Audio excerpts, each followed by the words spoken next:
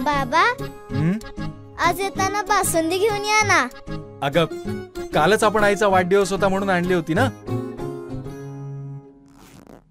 ऐकलं, गोकुळची बासुंदी पुन्हा खावीशी वाटतेय। खरं सांगू, मलाही खावीशी वाटतेय।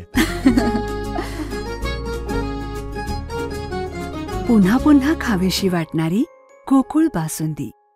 कोकणातील रूढी परंपरांचं दर्शन घडवणारा वार्षिक जत्रोत्सव सिंधुदुर्ग जिल्ह्यात भागवत एकादशीपासून मोठ्या भक्तिमय वातावरणात सुरू झालाय।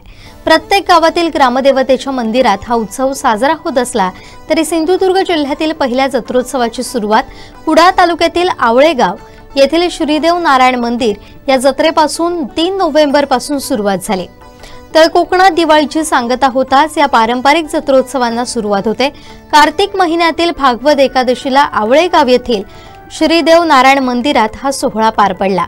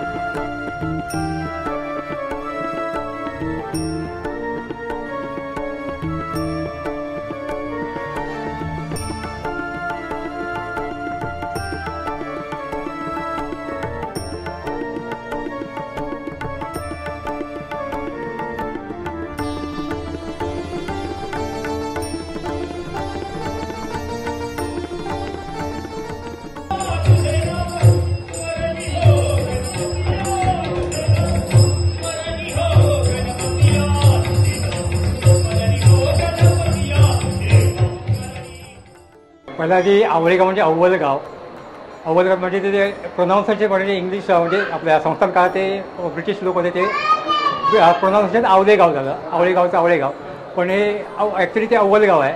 आणि त्यावेळी संस्थान काळापासून कारण आवळेगावात पहिल्यांदा पोलीस आउटपोस्ट PSC सगळे पहिल्यांदा आवळेगावातच होतं।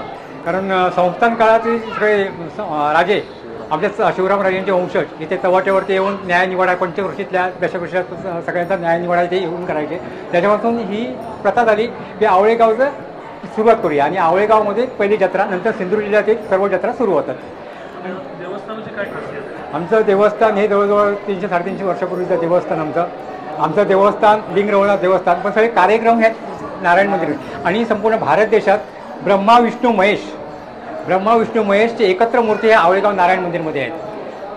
आणि आमचं सगळं देवस्थान वरती लिंग मंदिर आहे, रवनाथ मंदिर आहे, वराडी मंदिर आहे, सगळी मंदिरं आमची तिकडे वरती आहेत। पण संपूर्ण हे सगळे कार्यक्रम हरिनाम सप्ताह काय जेवढे कार्यक्रम आहे, कारण हे सेंटर पॉईंट पडलं आहे आमचं संपूर्ण आवळेगावचं सेंटर पॉईंट हा नारायण मंदिर आहे आणि नारायण सगळे कार्यक्रम नारायण मंदिरमध्ये होतात।